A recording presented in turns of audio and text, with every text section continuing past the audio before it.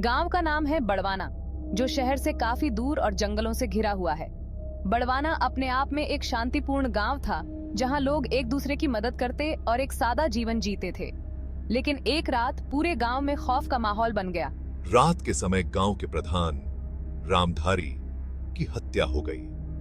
रामधारी एक ईमानदार और नेक इंसान थे, जो गांव वालों की समस्याओं को हल करने में हमेशा तत्पर रहते थे। उनकी मौत ने पूरे गांव को सदमे में डाल दिया।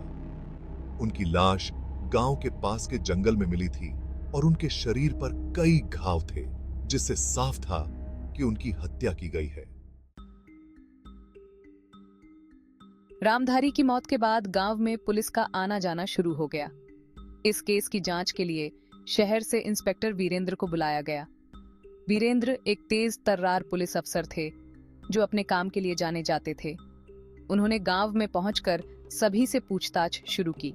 वीरेंद्र को गांव में कई रहस्यमय बातें सुनने को मिली।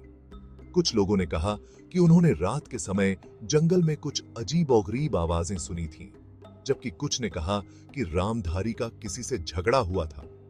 गांव में हर कोई शक के घेरे में था, लेकिन कोई भी इस बात का खुलासा करने को तैयार नहीं था कि रामधारी का असली दुश्मन कौन था। जांच के दौरान वीरेंद्र को गांव के एक बूढ़े व्यक्ति हरिप्रसाद से एक महत्वपूर्ण सुराग मिला। हरिप्रसाद ने वीरेंद्र को बताया कि रामधारी की हत्या के पीछे गांव के ही एक व्यक्ति का हाथ है, जिसका नाम है रघुवीर। रघुवीर एक गरीब किसान था, लेकिन पिछले कुछ महीनों में उसकी आर्थिक स्थिति अचानक से सुधर गई थी। गांव में यह बात फैली हुई थी कि रघुवीर ने काला जादू करना शुरू कर दिया है और उसने अपनी बुरी शक्तियों से रामधारी की हत्या की है। वीरेंद्र ने इस जानकारी को गंभीरता से लिया और रघुवीर के बारे में छानबीन शुरू की। उन्होंने पाया कि रघुवीर के पास पिछले कुछ समय से काफी पैसा आ रहा था, लेकिन कोई नहीं जानता था कि ये पैसा कहां से आ रहा है। रघुवीर ने इस पैसे से गांव में अपनी जमीनें खरीदी और एक बड़ा घर बनवाया। वीरेंद्र ने रघुवीर के घर की तलाशी ली और वहां उन्हें कुछ चौंकाने वाले सबूत मिले। रघुवीर के घर में एक गुप्त तहखाना था, जहां पर काले जादू से जुड़े हुए कई सामान मिले। इसके अलावा वहां पर वीरेंद्र को रामधारी के कपड़े और कुछ महत्वपूर्ण दस्तावेज भी मिले, जिससे साफ था कि रामधारी की हत्या में रघुवीर का हाथ है। रघुवीर, तुम्हें गिरफ्तार किया जाता है रामधारी की हत्या के आरोप में।